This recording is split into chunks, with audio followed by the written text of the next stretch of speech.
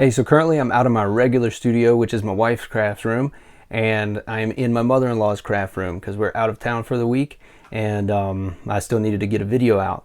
As I was thinking of video ideas, I said, well, it was based off of one of my earlier videos about who joins the Army National Guard, and old guys or older people are part of the group who joins. So a video tailored towards people in their 30s and who have maybe already started a family, and if you fall into that, check this video out. So hi, I'm Cody and I talk about the Army National Guard, and today I wanted to discuss people who join the military at a later age.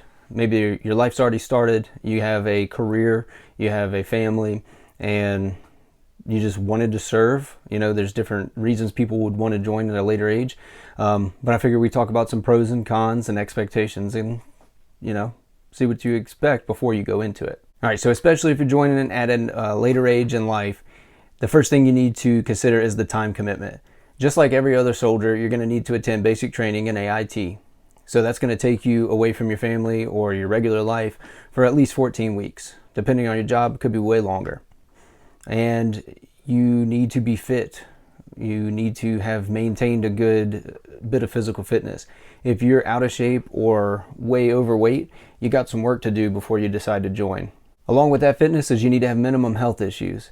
And I say minimum, but really no health issues. Because now the Army has a system called Genesis, which goes back to all of your medical records. And if you broke your ankle playing baseball in middle school, they're going to know about it and it's going to come up, and it could hinder you from getting in. Also understand that you are not in the primary demographic age-wise for getting into the Guard or the military. So most people are going to be between 17 and 25 years old. So when you go to basic training in AIT, you're going to be surrounded by what you view as kids. And that's going to require you to stay calm and use some of that experience, that life experience of maturity that you've gained. You will likely become the big brother or father figure to these young soldiers in basic training. And as long as you stay calm and patient, you'll be fine. You need to go into it realizing that the military is there, the basic training portion is there to break people down, make everyone come together as a team. So as you train as a team, you'll be punished as a team. So these bad decisions that these young troops are going to make just because they're young and stupid, you just have to be patient, roll with it. There's no sense in arguing about it or trying to make sense of any of it. It is corporal punishment at basic training, and it doesn't matter your age or what you've done on the outside so far. This is the way that it traditionally has been. Nowadays, they've been changes to basic training and drill sergeant school and things like that. But I don't know, maybe they'll have you write an essay if somebody mess up. But traditionally, everybody's out there getting smoked all together. Out to the yard, do push-ups, just mindless crap for somebody doing something stupid. So as long as you be cool with that, understand that's what it is going into it, you won't have any problems with that. You just have to keep your level of maturity up, because you're going to hear complaints, you're going to hear things that are a non-issue to you just because of your life experience. But you have to remember that you have wisdom that these young folks don't have, so they're experiencing a lot of this negative life situation, really, in a controlled environment for the first time. So just be patient and be the go-to guy. If you have started a family and you have a life rolling and you just want to go serve, maybe for the benefits or for the experience of serving for the first time, you and your spouse are going to have to work together to see how things are going to be handled in your absence. This requires making lists of what you do for the family and what they do for the family, and pulling those together, because your spouse is going to have to take over in your stead while you're gone. Crap. All right. I try not to mess with this thing so it doesn't click. I'll just clip it here. This might mean you'll have to change your school drop-off and pickup schedule. Schedule babysitting. It's going to require you to be gone for a while, so that time frame needs to be accounted for. It's also a good idea to work with your recruiter to find jobs in units that are close to your house, depending on your goals, and and that will make things easier further down in your career, where you're not having to drive 3 hours away to go to drill on 1 weekend a month. Especially if you're just doing it for the college benefits and the experience and things like that. Now, if your recruiter is standoffish about doing something like that, then just Google it. Whatever city you live in, state, National Guard, and find out what's in your area. How will your job or your employer handle you joining the National Guard?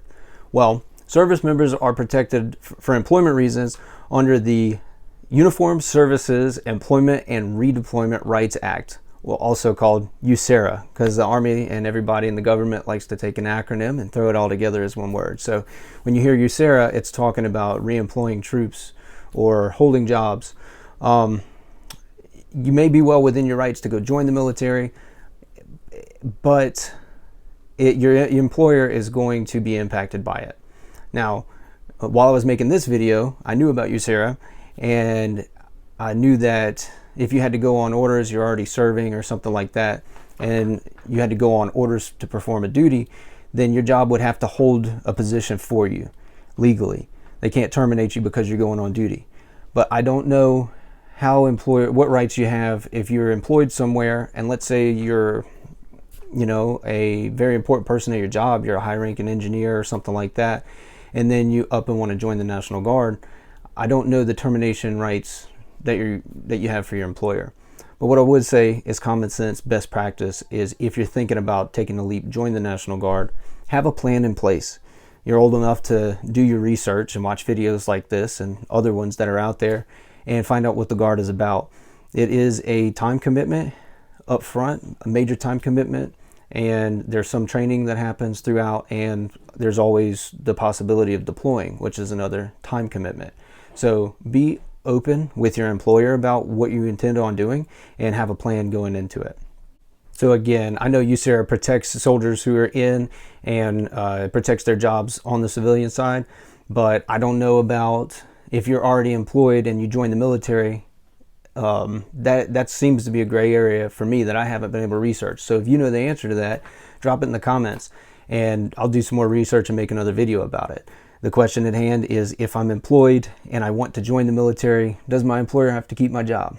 Another thing it's important to understand and accept is you are no longer a spring chicken. Everything you do in basic training is going to require a lot of physical activity. You're going to be marching everywhere, running everywhere, carrying heavy stuff, and doing all this on less than ideal amount of sleep. Now, obviously, you're not joining Special Forces, unless you are.